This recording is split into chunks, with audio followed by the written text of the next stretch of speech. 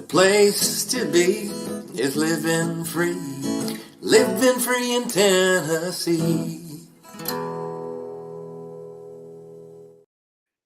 Well, welcome to Living Free in Tennessee, where we talk about building the life you choose on your terms. Today is Friday, December 20th, 2024. This is episode 987 of Living Free in Tennessee. And it's a Friday show, so it's the Homestead Happenings show, which is more casual. So if you're joining us in the live stream, just put your questions in all caps. I wanted to point out this awesome purse. It fits perfectly across my body, made by one of our community members, Janet. She mailed it to me this summer when there was all the travel going on. And I think it probably sat in my P.O. box for like a month before I realized it was there. So I think this is intended for me to wear across my body and hold garden-y things. But the problem is it's too nice. And I might not do that. It's more like this would actually work really well as just a normal around town purse. This is the perfect size. So also, it got cold. And this is a fluffy hat from Trish. So she mailed us 3 of these for Holler Neighbors. And Tactical wore his the other day, actually coming into the house. And my dogs barked at him like he was a stranger because it made his head like a Q-tip. But they're very warm. It's very nice and soft. So anyway, Merry Christmas to us, I guess. It is our last show. It's our last Homestead Happenings show of the year, but also the last LFTN show. There is going to be one more live stream, though, for about 10 minutes on Christmas Eve at 5 p.m. because I realized when I scheduled out the Night Before Christmas series that I included the actual poem in my list of poems. And I did record it once years ago, but I don't happen to have it as a standalone file. So we're going to redo that. So I'll just read it live, 5 o'clock Christmas Eve, and then we'll go, on to our various different ways. But we've been having fun with that series so far. These come out at 5 p.m. every day between now and Christmas Eve. And we've already done the redneck version, and we've done the intellectual version, and we've done the Scottish version. So tonight at 5, another version will come out. And a lot of these are read by just community members. That's people from the community. Before I jump into the homestead topics today, I do want to thank 2 sponsors. The first sponsor I want to thank is John Pellegrino of the Wealth Studying Podcast. John hopped on board as a sponsor immediately when we launched sponsorship. And he has a really cool podcast called the Wealth Studying Podcast. You know how you homestead and you build like stability in your life on the homestead? Well, take that same concept to building wealth. That's the wealth studying concept. He puts out about an episode a week, but not every single week on a schedule. Really good stuff about investing, money management, how he's assessing impacts from the world. One time he told this great story of his grandfather, had nothing to do with like wealth studying, but then isn't your family wealth, right? So anyway, check it out, the Wealth Studying Podcast at investablewealth.com. Just go over there, click on the podcast tab, or download it on your podcatcher, and it'll just start coming to your phone all the time if you subscribe. Our second sponsor today is EMP Shield. EMP Shield creates a device that protects your whole house or whole RV or whole car or whole solar system from unexpected fluctuations in electricity. The reason I have them installed here is that lightning strikes they're not transistors, transformers. It makes me think of like the actual transformers. Anyway, the transformers out on the pole, those are probably the actual ones, and the ones I was thinking of were the fictional cartoon ones. But anyway, if lightning hits that transformer, it flows down the line, it puts a jolt of electricity through your house, and it will fry appliances, computers, electronics, all sorts of stuff. Or you could fry your EMP Shield instead, which is a lot less costly, right? So head over to empshield.com to find out more about that. If for some reason that lightning strike gets through their device, they will replace things up to $25,000. So they're pretty confident their device works. I'm just saying that's the only device like it that I know that has a guarantee like that. The other thing I found out this year that I didn't know is if it gets fried, you can replace it for $50. Because if lightning strikes, your EMP Shield will get fried. Your refrigerator won't. And then you're like, now I don't have an EMP Shield on. And then you can send them the old unit and $50 and they will replace it. So I thought that was a pretty cool program they had too. If you decide to get one, you can use the coupon code LFTN for Living Free in Tennessee, and that will get you $50 off a unit. Okay, guys, last Homestead Happenings show of the year, what should we talk about? I am alone on the homestead. So I have been deserted. So Tactical does most of the care, the day-to-day care of the livestock. And now it's my responsibility, of course. So today at 3:30, I'm going to go hop on the four-wheeler. Oh, wait, I'm not. You know why? Because yesterday at 3:30 when I hopped on the four-wheeler, it wouldn't start. And the sheep are at almost as far away as they can be from the bottom of the hill right now. So they could be one paddock further over and be even further away, but they're way up there. And what happens at night with the sheep is they get sheep snacks. We check the water to make sure they haven't kicked it over or something, because like livestock without water is no good. And right now the livestock guardian dogs are being fed supervised, which means we put the dog food out and then we watch them eat it, keep the sheep from eating it until they're full, and then we take it back out. And in this way we don't have sheep eating dog food, because we were having problems with sheep getting through the dog food.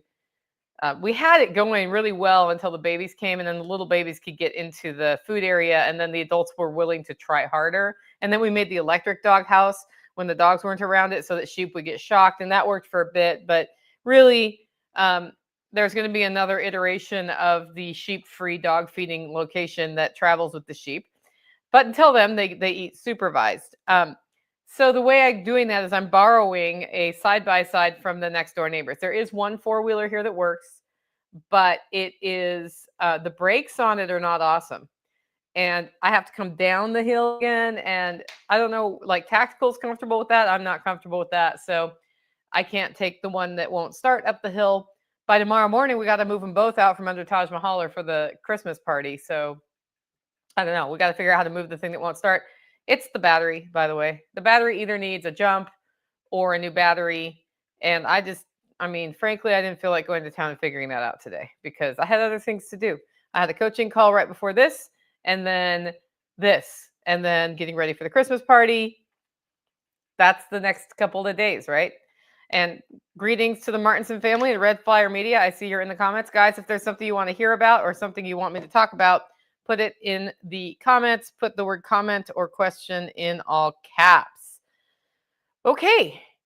The other thing I'm thinking about is this. I'm going to show you on the screen. My friend Andy McCann, who does CrossFit Garage, reached out to me about this carnivore challenge thing. And it's funny because I was just on a call with somebody who asked me, so that they're like, I've been on carnivore for 6 weeks and I haven't lost any weight at all. And I'm like, you and me both, by the way. And it's not from cheating. It's just, I feel like I'm in a place hormonally where the weight doesn't come off. So like the body changes shape, but the scale doesn't move, which is really interesting on carnivore. And a lot of people, their experience with carnivore is they shed a lot of weight. The reason I've been going down that road is more health related, because I have a couple of mild autoimmune system disorder things happening, and I'm 52. And so I thought I'd try to see if that resets some of that weirdness. So on January 18th, which is a Saturday, these guys, which is smartandsimplenutrition.com, they're starting a carnivore challenge, which is a 6-week program. It costs money, where you have a monthly live stream meeting on Saturday. You have the 8-week, I'm sorry, not 6 weeks, 8-week carnivore challenge, and a nutrition app that you use on your phone. So I'm going to start that. I'm going to jump in on that one. I already bought my spot. It's $100. It's $99 for the whole time. You guys can, I'm sure you can play along without buying a $199 package, because I'll be talking about it on the podcast. But also, I'm just going to do it and see if that, like, the community for brainstorming helps. Because what I noticed on the call today that I had was she asked me a question about carnivore, and then we talked a little bit, and I was able to give her a couple of tips on how to deal with some cravings that I've learned to use. But also, I think, like, the reason I'm doing carnivore again isn't weight loss per se, but it would be nice to weigh a little less, from my opinion. And it's discouraging when the scale doesn't move on something like that, right? But if you assess what's going on in other ways, so you assess daily in a journal your energy. How's my energy today? How did I sleep last night? How do I feel? Do my joints ache if you have achy joints? Measure your waist, measure your butt, measure your thighs, whatever, measure your chest. I don't know. Depends if you're a boy or girl. Actually, it doesn't really. You can measure whatever you want to measure, but um, that's another way that you can assess the impact of what things are happening. Do I get more exhausted after exercise? Do I get less exhausted? Like all of those things.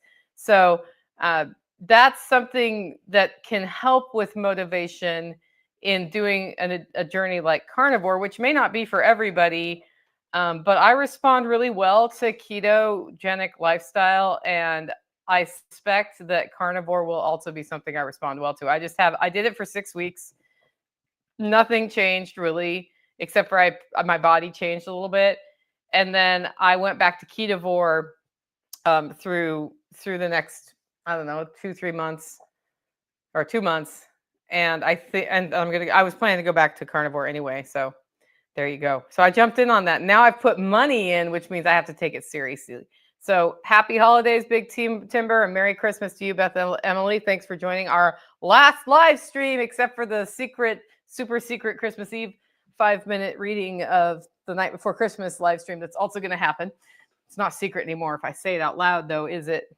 What does that have to do with homesteading? It's funny. Since my diet has changed, what I raise on the homestead has changed. So I was really intrigued by Alan Booker's thoughts on raising vegetables regeneratively and really like focusing in on having that healthy soil environment and living soil with lots of microbiology like up in there and alive and doing all the things they need to. And something that I didn't really realize until a long time ago was that I've always sort of composted, but I haven't put a lot of thought into composting. And then as I've gotten more into gardening, over the years, I've sort of gone to more of a lazy gardening model, right? Where you just kind of mulch the crap out of it and let whatever happens happen. And if a real big disease comes along, I just rip the plant out. Well, as I've been getting back into just making my compost better, I haven't started doing this, but it will happen. Biochar into my compost, right? Like those sorts of things and those activities. And doing a better job of I do a compost tea foliar spray. Like we did that this year as well as we could with my schedule. But in particular on my garden, that's like the zone 0 garden, the zone 1 garden that I made. Because we moved my garden, like that bed this year for its first year it's soil that wasn't in my garden. So some soil that was in my garden is there. And then we've done a lot of foliar sprays and drenches on that to get the microbiology just up and running. And there's like coffee grounds in there and leaves and wood chips and there's all sorts of stuff in there, but it's not really the ideal way to start a bed. It was just like, this is what I have. I don't have bioreactor compost right now to start this with, so I'm going to do what I can to give it a jump start. Well, I've been having pretty good results from that bed. And then as I was listening to Alan Booker talk about measuring the bricks in the leaves of your plants and using that as a tool to assess, is my microbiology like connected enough with the plant? Is the soil healthy? And is the resulting plant human food or insect food? And I was like, what do you mean? And here's the deal. When plants are really, really healthy, when you measure the bricks, which is a measurement for sugar in their leaves, there'll be a higher bricks count, which means more sugar produced in the leaves, healthier plant. And when they're stressed, it's lower and they become more attractive to insects to eat them when they're not as healthy. And that's sort of like nature's way of cleaning up the weak ones and of cleaning up, it's like a pre-digestion situation, right? These insects are going to come, they're going to stress the plant's going to die, then it's going to be digested by the microbiology in the soil, thus feeding the microbiology, and the plants that were doing better will then have the nutrients generated by the soil to make themselves stronger. So it's a whole cycle. And I had never really dug that deeply into that cycle. I just knew that when I do compost, it adds nutrients that I've taken out of the soil by, like recycling the plants from the garden back into the soil, and the poop that's gone through a digestion, which is composting in essence, right? Um, so as I've delved into that, I'm looking at getting a bricks meter or figuring out how to do that, because I want to see like how, as attention is being put into making my garden stronger and stronger and stronger here, like how much healthier is the food, and then what is the impact on my body? Well, not just for my gardens though, right? Because one thing that's been a big difference this year with the sheep, and I noticed it when I went up there yesterday, their condition is better than it's ever been right now. They're looking great. And like I'm looking at the color of their, like under their eyelids and their gums and their body condition, and they're just looking really good. And this time of year, they often look a little stressed because it's getting colder. The food's not as good on the pasture. We've started transitioning them to hay. And guess what? They're going into this winter really strong, which makes me happy, because I feel like some of the problems we had with birthing last year had to do with the sheep not being as healthy as they needed to be, because births go better when they're healthier. So really focusing on getting the pasture bricks up so that it's sheep food and not insects food, right, is also important. And just by nature of rotating them through the pasture the way we have, where they're more intensive grazing but moving them on the regular, it helps break the parasite cycle, which is great. And that's what the primary motivator was, but it's also rehabilitating that steep pasture to grow more of the sorts of things it needs to support the microbiology that's already there, to be, it's in the air, it's in the soil. And I'm really thinking about how we can get some compost tea made to spray the pastures with, like an effective way to do that, because it's not like I have equipment to shoot it out over 16 acres, right? Like we're talking right now, what I can do is carry a sprayer with a pump thing on my backpack and like spray the pasture. I'm wondering if it's worth the investment to do a couple of drenches like that, and then just collect some of the local biology from like the forest leaves and whatnot, like make a really good compost and from stuff here locally, and rabbit poop and whatever. Heck, I can use sheep poop for that matter. It's not like it's hard to find. And then see if that will kickstart the pasture even more, because having seen that immediate result in the sheep, like after we're 2 years in, what are we, 2 years in? A little over 2 years in on sheep. And the first year was really hard. The second year was less hard, but then I also noticed their body condition by this time, and as it went into winter, like they naturally lose weight because they're not getting as many calories or nutrition off of the dead things they're eating. That was visibly a problem, and now I have these plump, healthy looking sheep, and that's despite the fact we had a crazy drought this year. So I don't know, like that whole nurture the soil, or you're growing, like Joel Salatin talks about, you're not a pig farmer, right? You're a grass farmer. You're a pasture farmer. You're cultivating your pasture. Well, you're not a pasture farmer. You're a soil farmer. You're making your soil strong. So all the things that come from that, so that the cycle that's been disrupted by how we have adapted our agricultural practices to modern, knowledge, right? It's really set the soil back a lot. And I'm in a place where not a lot of that conventional cultivation happened. Sure, I think this area probably got 20 years of that, really, where it was viable to have the fertilizers and that sort of thing. And even then, I would guess, based on the wealth level of most people in this area, there wasn't a lot of like cutting edge buying of the things to grow the corn, but they were growing corn here for sure. All up in these hills. If you've been to my place, what's amazing is this was all corn farm. there was just fields and fields of corn, like up and down the hills and in and among the rocks. Like they were farming corn here, and then they were making it into moonshine. So now it's just all trees. So that's how fast that changes, right? It's really fun. Beth Emily says, I was just talking to my best friend today about compost. Another reason why I tune in. Yeah. The trick with compost at this time of year is it's cold out there. And so what's happening is the remaining garden beds that are not beds, because 2 of them are beds at this point. The ones that are set up are getting a cap of leaves sometime in the next week, I'm pretty sure. The leaves are on their way back to me from my place in Nashville that had to be raked. And I was like, well, let's put those leaves in bags and I'm going to put them on the garden because, like, don't let that go to waste, right?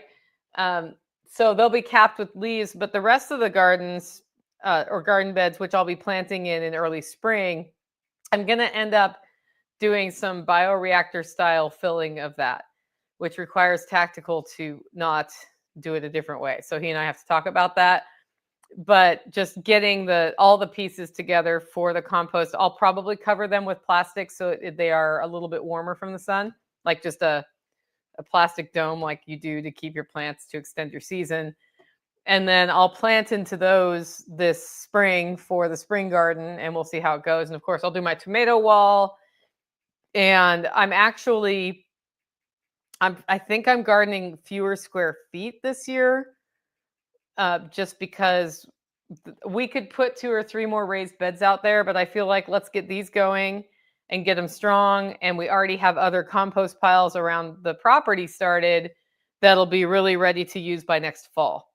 And so the next fall is another wave of garden beds going in to be used in the spring.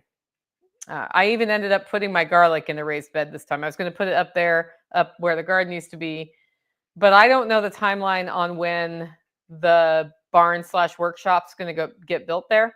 I don't think it's happening in 2025 when I look at finances. Like, I don't think buying the materials for that is in the immediate future, but you never know.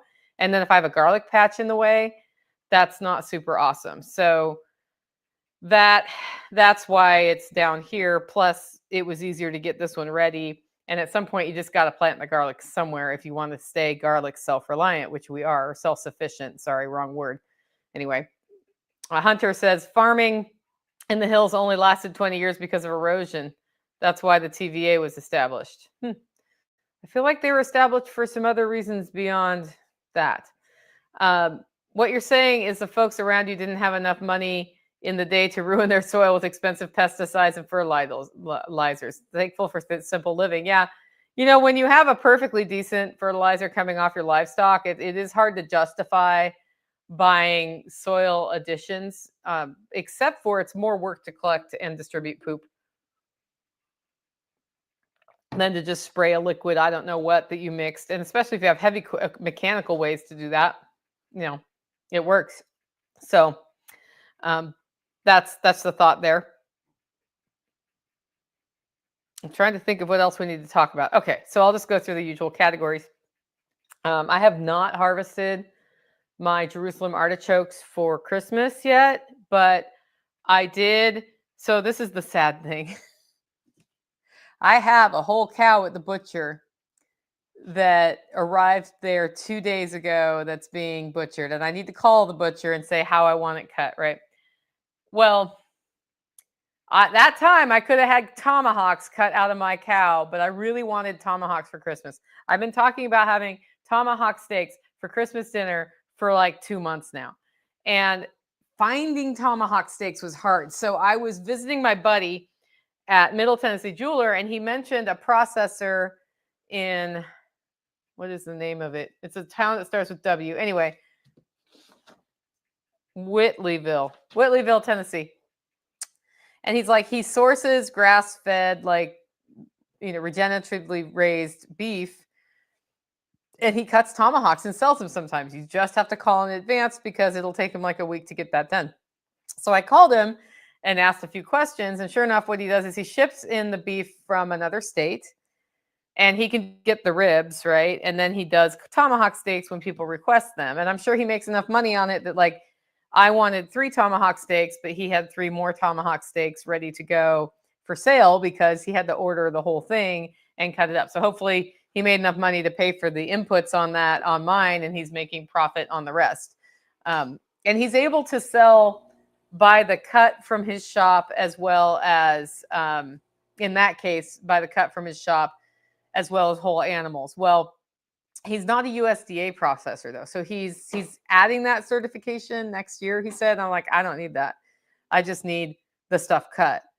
Like, I can look through your window and see what your practices are. Like, you can watch them cutting up the animals through the window there, so you can see if somebody's taking a turd on your butchering if you want to. I mean, they weren't doing that obviously, but I was pretty excited about it. So I drove there yesterday to pick them up, and we've got those on hand, which was the closest to local I could get for the tomahawk steaks. When I talked to the butcher for my cow, it's actually, yeah. So the cow it's like a whole cow. It's an 830-pound hanging weight cow, by the way, which is bigger than the cow I split with Carly, which is really interesting. So when I talk to him, I'm going to have more tomahawk steaks cut because it's nice having that for a special sort of celebratory meal. Tomorrow at the party, we're having the turkey I bought from Gorham Homestead. So, just trying to keep it all as local as possible. And I went out and got Jerusalem artichokes for a meal the other day to put in my beef stew instead of potatoes. And they're not very big. Like, I was out there digging them up, and I'm like, I don't know if I'm going to have enough of these for Christmas, but I'll get out there between now and Christmas and dig up what's there, replant a few of them. They've been there for 3 years. And what happens with Jerusalem artichokes is they start choking themselves out if you don't separate them. Except for in Tennessee, I noticed they keep going anyway. So I wonder if it's just like their natural cycle was, well, we're going to die back a little bit this year, so the roots have room to make the big plant next year. So I don't even know. Packrat says, I have a friend that just retired from Nashville and moved to Whitleyville. He was a butcher for 40 years. He might be able to get a job at the Whitleyville processor. I don't know. They do deer processing at this time of year, so there's a lot of that going on there, of course. A lot of your local custom butchers they'll do deer season as well, because that's a lot of, you can just burn through those and make a decent amount of money from hunters who don't want to cut up their own animals. So that's Christmas dinner. And then other than that, it's going to be a real quiet Christmas here in the holler. There's only 2 of us who will be around. So I'm actually kind of looking forward to that. There might be one other person who pops in, but I'm just ready for the downtime. That's why I've been streaming from my living room for the last 4 episodes. I'm mentally, I'm already transitioning into some downtime where I can concentrate on getting rid of roadblocks around me that I think are holding me back going into 2025, so that when I make that obvious mental shift, then I'm ready to go and things are set up to, support what I want to do next year. But that's what I'm doing for forage right now. I haven't actually gone out mushroom hunting, and I'll be doing some walking in the woods between now and Christmas and over the break, of course, because my dogs love to hike. And I'll have my mushroom collecting equipment, because right now is when I usually find oyster mushrooms. So I'm hoping to find some oyster mushrooms to serve for Christmas dinner. But if not, I'm sure I'll find some to, for the future. And I think I have some freeze dried in jars. I'm looking up at, you guys can see up here, the canned goods over there. I have a whole shelf along the length of my house it's all canned goods. So I'm going to look in to see if I have any of those, but I don't see any up there. I do have 1 jar of morels left from this year. We sourced some morels. We ate all the morels we found locally here, within a day or 2 of finding them. But my friend Andy, who, if you come to the spring workshop, you've met Andy. He has a buddy who's really invests a lot of time in finding morels.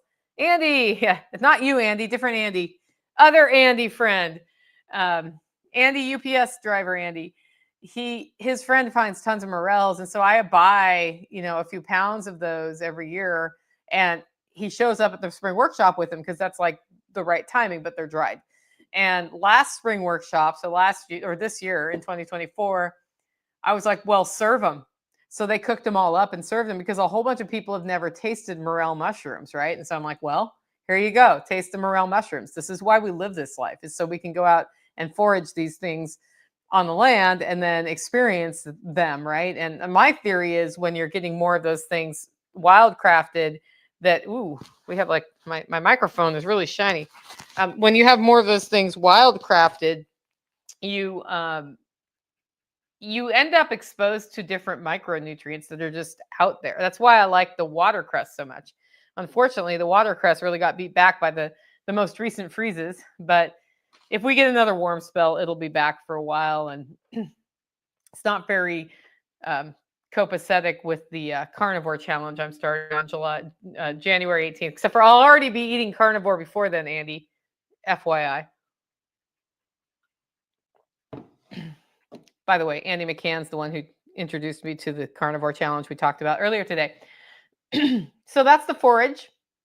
Most of the focus on the homestead is making sure animals have water through the freeze and getting the foundation set for spring, by which I mean, like, if I look at my food forest right now, there's a lot of dormant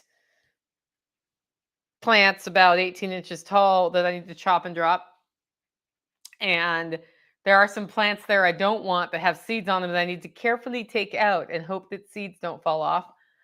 Sprinkling dill seed around the property. That I scored a bunch of dill from Dawn Gorham at the Gorham Homestead, and I kept a lot of. I have like multiple cups of dill seed here, and I learned where it grew so well on her property, and we have a few places here where we're going to scatter it to make that, to see if we get a good patch going here, because my dream has long been to have a dill patch that reseeds itself and I don't have to mess with.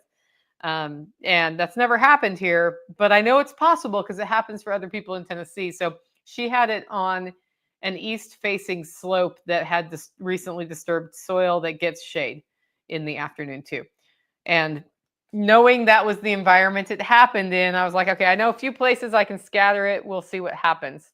So welcome to the live stream, Hilltop Home Place. The livestock is doing great. The ducks are not laying enough. And since I'm now responsible for that, I'm going to be making sure their vitamin water is kept up on, but it's also dark. Like, poultry lays based on how much light they are exposed to. And I don't have a light on in their coop. So, and I'm not going to do that to them. Like, I'm okay with slower egg production, but it would be nice to get some eggs. And it's also like they usually molt about now, or they molt in July. It just depends on what they decide to do.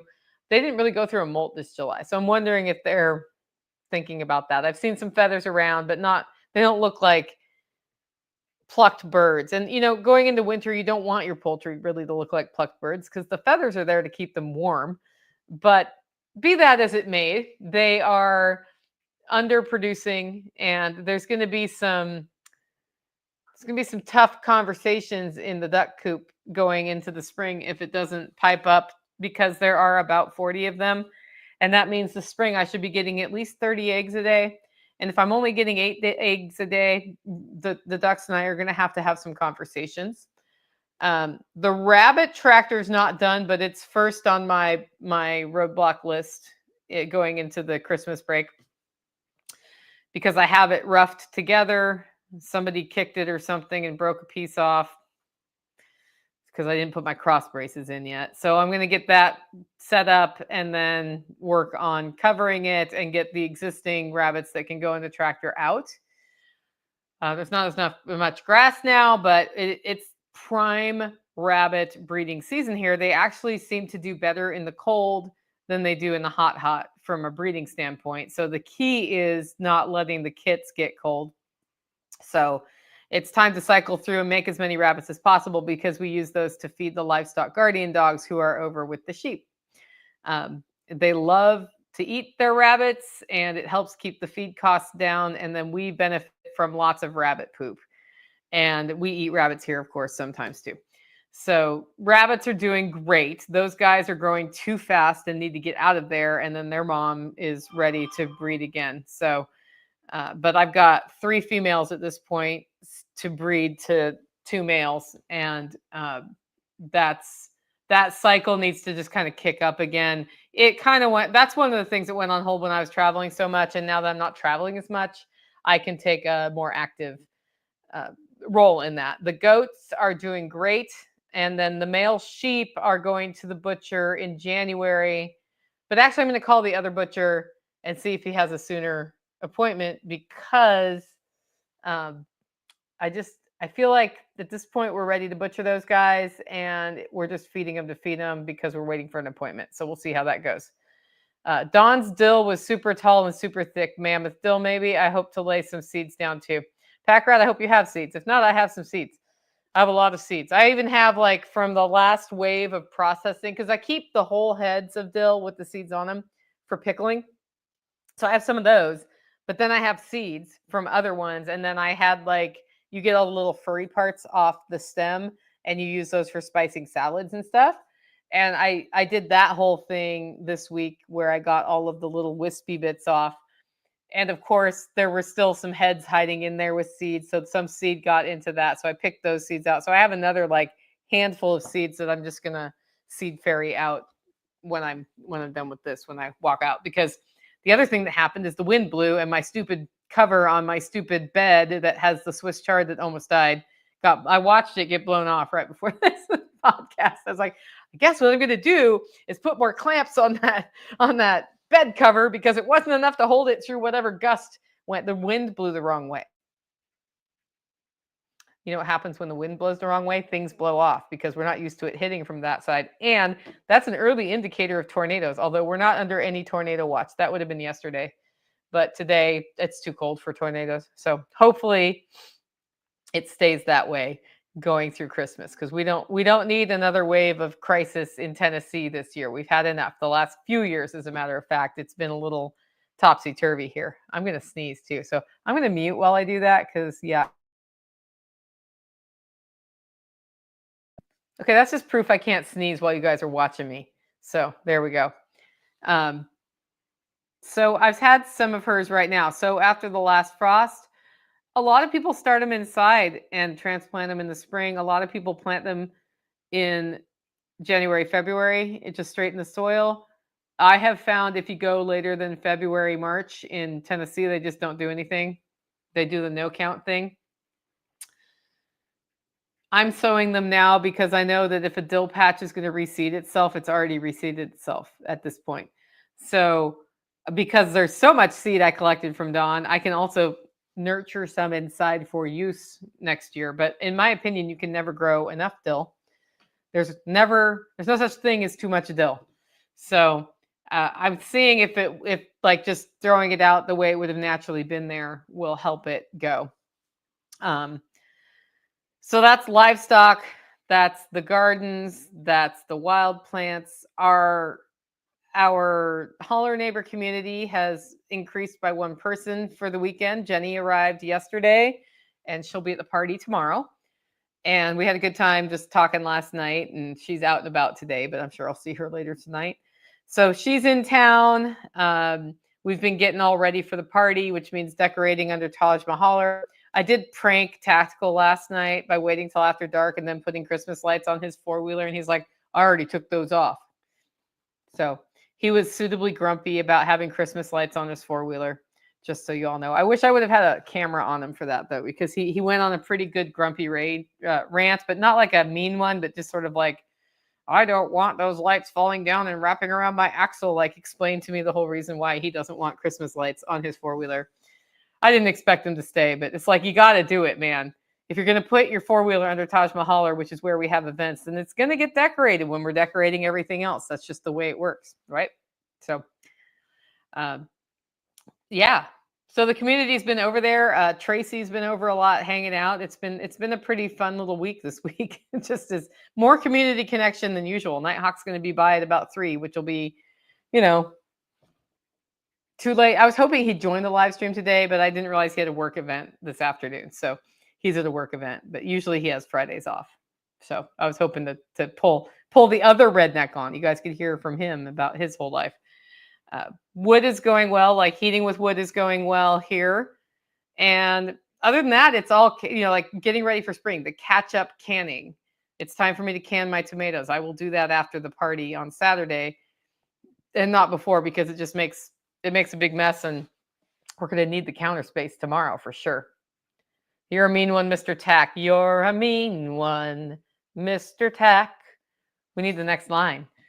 We should do a whole bunch of holler Christmas carols with puns from here. I think that'd be really funny. I haven't watched The Grinch yet this year. That's something I do. Anyway, okay. So community's doing well. That's everything I've got from the homestead for the rest of the year. Actually, it's been a great year. I've learned a lot about prioritizing when you have a lot of other pulls on your time. And I think that's given me some perspective on people who are like, I want to homestead, but I also have to work a full-time job, and different ways of setting up your systems to support that. So you're going to hear a lot about that next year as I just think about it. Because as we redesign this homestead for mobility, what happens in old age, mobility, like instead of a spigot that you turn and unscrew, like having one of those arms that's just a 90-degree valve on off, that makes sense, because when you're 80, it's a lot harder to unscrew things, right? Those muscles get weird. I know Andy's here and he's like, you should just work out, Nicole. But it happens to all of us. That also is setting up the homestead to be more conducive to things like being away or having a job. And it totally can be done. Like you can automate a lot. You can set up your systems, one thing to feed another thing to feed another thing, and make your life easier. And it's way better to do that when you're younger than waiting till you need to do it when you're older. So like it sounds like a bummer when I talk about setting up your homestead for old age, but the whole point of that is if you do it now, you gain the benefit of the time back that you're spending messing around with inefficient systems, because you're basically just making it more efficient for yourself. So that's the deal. Anyway, if you like the show and want to support the work we're doing here, you can do it in two ways. One, get your coffee where? HollerRoast.com. Two, consider becoming a member. Go over to livingfreeintennessee.com to find out more. And Red Flyer Media says, give everybody Merry Christmas hugs for me. I will do that, Rebecca. I will do that 100%. Anyway, guys, Merry Christmas. I will be back on the night before Christmas to read the night before Christmas at 5 p.m. Central. But other than that, I'm out. I am out. Make it a great week.